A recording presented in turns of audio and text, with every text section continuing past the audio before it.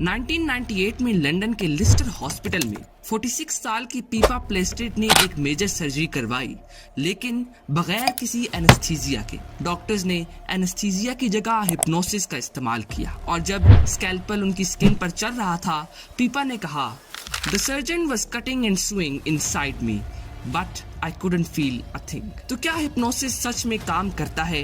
ये इतना पावरफुल भी हो सकता है?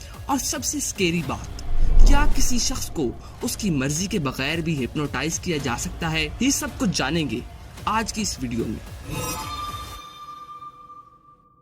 हिप्नोसिस एक scientifically observed altered state of consciousness है।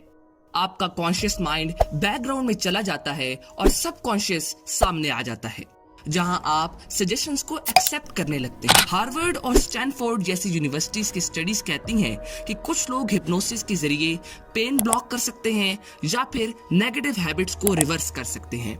ये सेम मेंटल जोन होती है जो आप फील करते हैं जब आप किसी इंटेंस फील में इतने मगन हो जाते हैं कि आपको टाइम का होश ही नहीं रहता। अब यहाँ पर अगला सवाल ये उठता है कि किसी को हिप्नोटाइज कैसे किया जाता है। हिप्नोसिस यूजुअली स्टार्ट होता है डीप रिलैक्सेशन से। हिप्नोटिस्ट काम वॉइस में कहता है, "You're walking downstairs", her step पे आप ज्यादा रिलैक्स्ड होते जा रहे हैं, आपको नींद आ रही है वगैरह।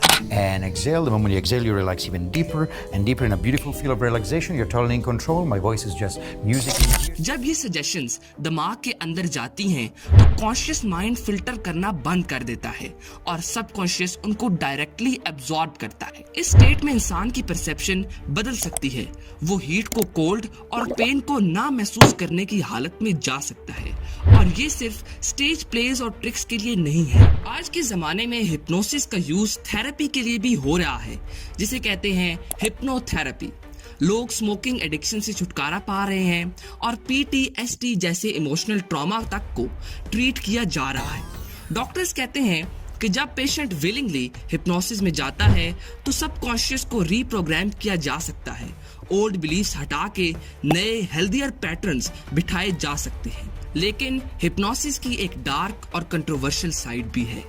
कुछ लॉ इन्फोर्समेंट एजेंसीज ने हिप्नोसिस का यूज क्राइम सीन रिकॉल के लिए किया है, यानी विटनेस को वो चीजें याद दिलाना जो उनका कॉन्शियस माइंड भूल चुका है। लेकिन डेंजर है फॉल्स मेमोरीज का, यानी विटनेस वो चीजें भी याद कर सकता है जो कभी हुई ही नहीं।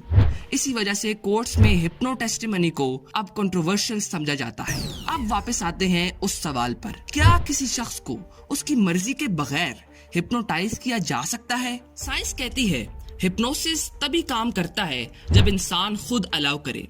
अगर कोई अंदर से रेजिस्ट कर रहा हो तो हिप्नोसिस फेल हो जाता है। तो जवाब है नहीं। आपको हिप्नोसिस से तब तक कंट्रोल नहीं किया जा सकता जब तक आपका सबकॉन्शियस खुद परमिशन ना दे। तो हिप्नोसिस है पावरफुल, लेकिन सिर्फ तब जब आप उसे पावर देना चाहें। अगर इस वीडियो ने आपका माइंड खोला हो तो लाइक, कमेंट और सब्सक्राइब जरूर करें। और अगर आपका दिमाग और एक्सप्लोर करना चाहता है तो ये वीडियो जरूर देखें, यूनिवर्स विदाउट ग्रेविटी, क्योंकि वो दुनिया लिटरली माइंड ब्लोइंग है।